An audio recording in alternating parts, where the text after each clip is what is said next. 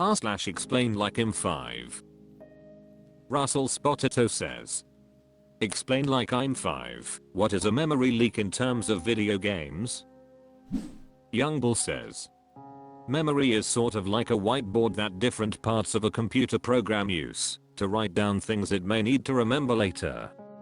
There is only so much space on a whiteboard, so if someone previously wrote down something on the whiteboard, you may have to erase it first before writing down new information.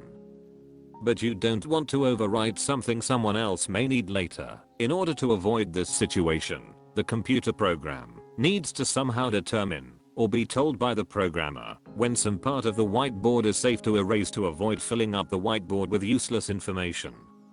When that fails, it's called a memory leak. Skookie says, in the simplest possible way that I can think, here are 2 scenarios. Think of a web browser like Google Chrome, Firefox, Opera, Edge or others. Imagine each time you visit a website, the computer keeps a copy of the website loaded in case you visit it again, so it doesn't need to get the contents of the website from it again, even after you close the tab out. This is an incredibly basic example of something called caching. It improves load time and saves a ton of money globally. Quite substantially. Let's say you watch a bunch of YouTube videos. Videos generally take up quite a bit of memory. Especially 4K videos. After watching 5 to 6 videos, your computer runs out of memory because it never freed up the saved cached videos. In this scenario, the web browser suffered from a memory leak bug. In this scenario, saving things permanently in memory was intentional, but there were no checks to control the maximum amount of memory that the web r/explainlikeimfive. Centrada's Identity says, explain like I'm 5, why are car models from a year from now sold new in the year prior? What is the history of selling say 2025 models in 2024? Why does the car industry do this? Dat Duda Corks says, new cars are defined to be in cars with no registered owner. So if you have a 24 sit on a car lot till 25, it is technically still a new car. Relingthan Durkert 1 says, I personally ignore all of that nonsense and go strictly by when the vehicle was actually physically manufactured, that is what year model it is, because it matters with mileage and maintenance etc. Irregardless of what year model it is supposed to be. If it was actually physically assembled in June of 2024, then it is a 2024 model, period. Spoon-fed 1 says, if you go to the auction you will see crashed cars 2 years into the future.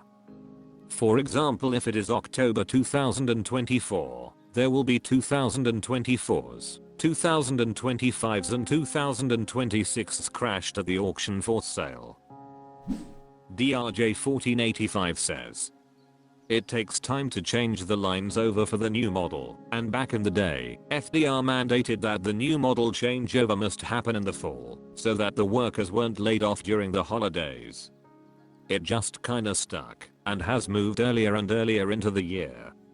Kinda like how Black Friday stuff happens earlier and earlier every year.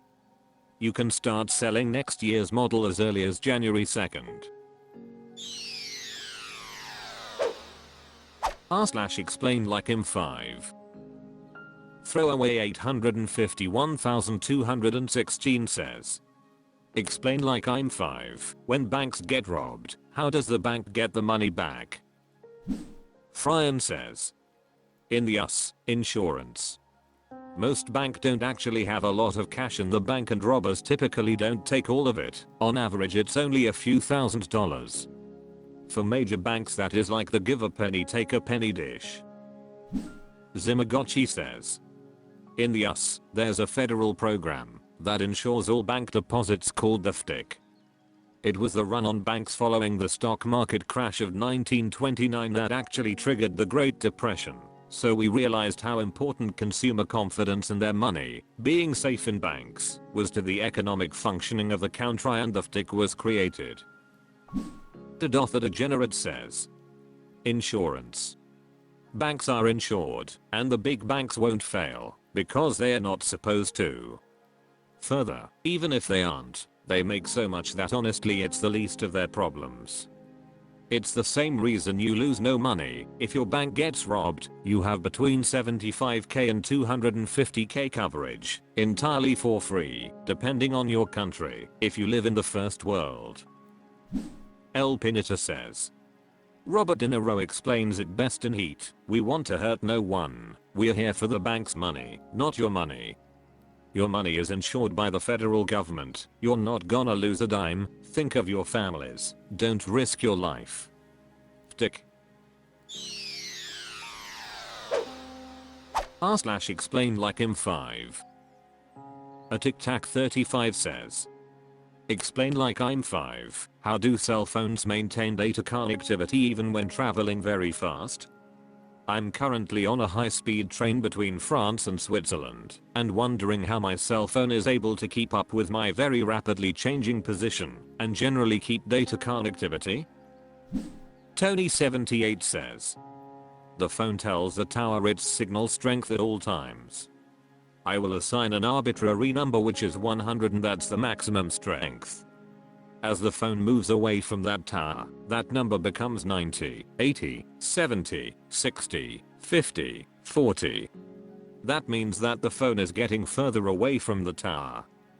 Think of it as if you are speaking to someone, and as you walk away the listener notices that your voice is getting softer.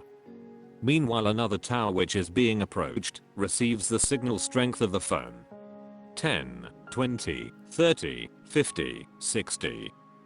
To use the speaking analogy, as you are moving away from the first person and closer to the second person, your voice will become louder to the second person and he will hear you better. The towers are connected with a cable to each other, and the first tower will tell the second tower through this cable to connect with the phone, because it can hardly hear it, and since the second tower can hear it better then it must connect with it. The first tower will also disconnect with the phone and the second tower will tell the phone that now they are connected together. The speed of the train, no matter how fast it is, very slow compared to that of the waves that used between the phone and the towers to talk to each other. So the phone will move its connection from one tower to another really fast. High Throughput says, cell phones were developed for use in cars, so robust handoff between towers was always an utmost priority. It was so strongly built into the technology that it ended up being unsuitable for riot. Devices had to constantly keep in touch with towers who expected them to take off running at any moment. We only started getting support for mostly stationary devices in 2016 with LTE-M, which prioritizes battery life instead. Dude says, how does the baton get from the beginning of the relay race to the end? The runners hand it off. The same happens to your cell signal. As soon as you're near the edge of coverage for one tower and into the coverage of another, your signal is handed off to the other tower. This happens so fast you won't notice it. Rodisark says, the cell radio on your phone will automatically attach to the tower radio with the strongest signal.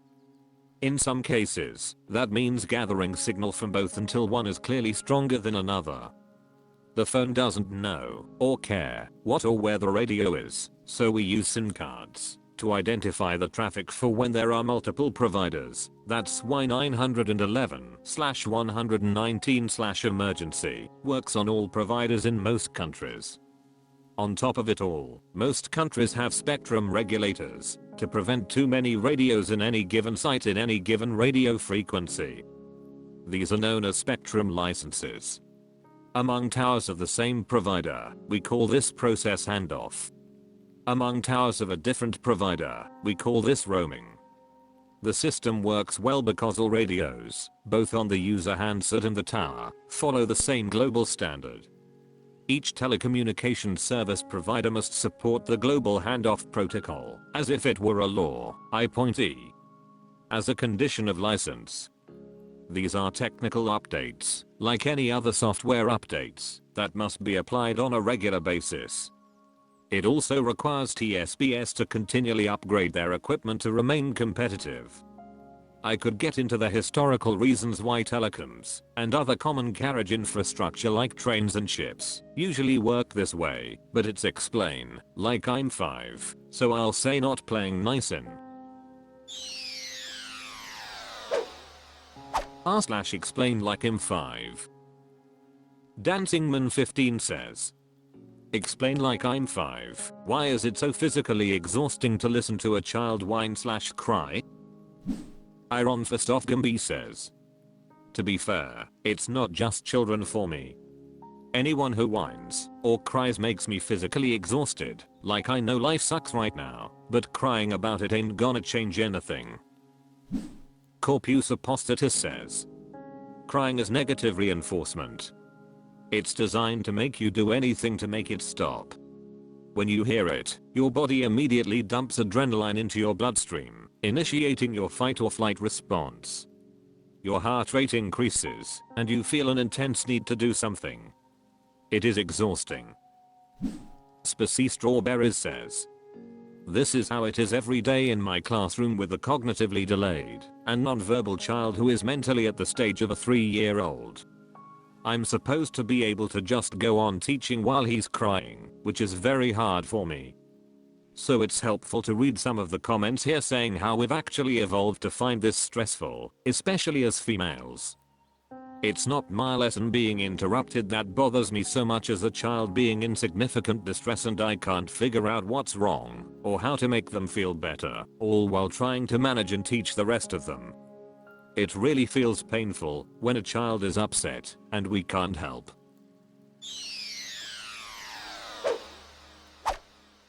That's all for this video. Thank you for watching. Please subscribe.